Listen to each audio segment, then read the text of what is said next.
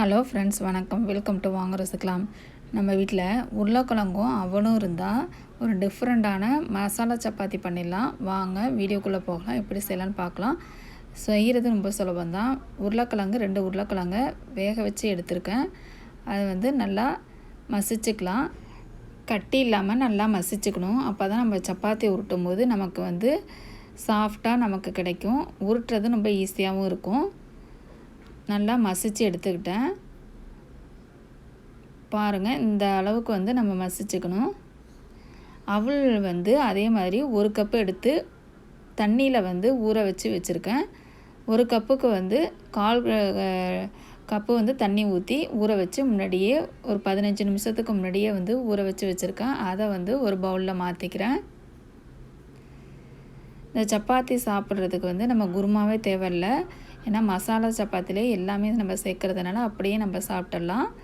இப்போ கையால் அதை பிசைஞ்சு விட்டுக்கிறேன். அவளோட இந்த உருளைக்கிழங்கும் சேர்த்து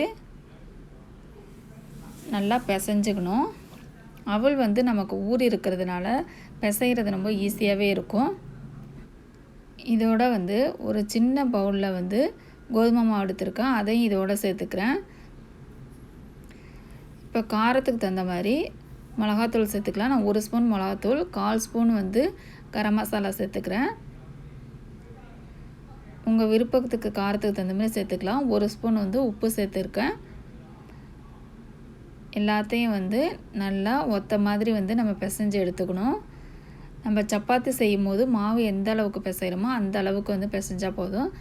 தண்ணி விடணும்னு இல்லை, லைட்டாக தண்ணி தெளித்து பிசைஞ்சிக்கலாம். ஏன்னா அவள்லே லைட்டாக தண்ணி இருக்கிறதுனால பிசைகிறது ஈஸி.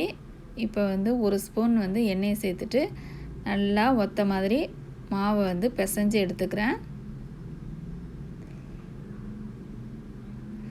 மாவு பாருங்கள், நல்லா உருட்டுற பக்கத்துக்கு நல்லா பிசைஞ்சிட்டேன். இப்போ ஒவ்வொரு உருண்டையாக உருட்டி வச்சுருக்கேன். அழுத்தி பாருங்கள், நல்லா சாஃப்டாகவே இருக்குது.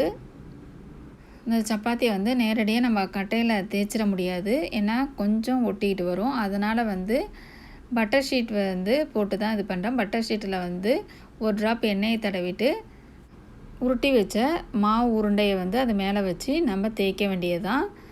இப்போ வச்சாச்சு. அது மேலேயும் ஒரு பட்டர் ஷீட், எண்ணெய் தடவின பட்டர் ஷீட்டை வச்சு நம்ம தேய்க்கணும். அப்போ தான் கட்டையில் நமக்கு ஒட்டாமல் வரும். எந்த ஷேப்புக்கு வருதோ அந்த ஷேப்புக்கு சப்பாத்தி தேய்க்கிற அளவுக்கு நம்ம தேய்ச்சி எடுத்துக்கலாம்.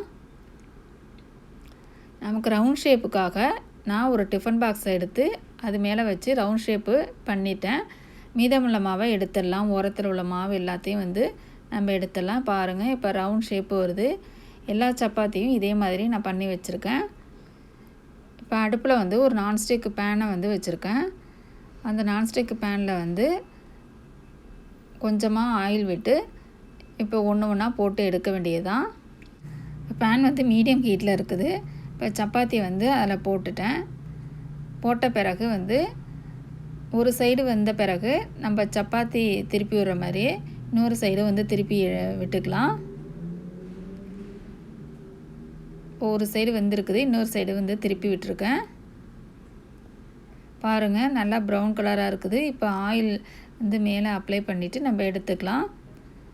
குழந்தைங்கள்லேருந்து பெரியவங்க வரைக்கும் இதை விரும்பி சாப்பிடுவாங்க. நீங்களும் கண்டிப்பாக உங்கள் வீட்டில் ட்ரை பண்ணி பாருங்கள். ஏற்கனவே சப்பாத்தி மிருதுவாக எப்படி செய்கிறதுன்னு இப்போ வீடியோ போட்டிருக்கேன். வீடியோவை பார்க்காதவங்க பாருங்கள். அவ்வளவுதான், மசாலா சப்பாத்தி ரெடி ஆகிடுச்சு. நம்ம குருமா இதுக்கு செய்யவே தேவையில்லை. நீங்களும் கண்டிப்பாக ட்ரை பண்ணி பாருங்கள். வாங்க ரோசிக்கலாம்க்கு சப்ஸ்கிரைப் பண்ணுங்கள். தேங்க்யூ ஃபார் வாட்சிங்.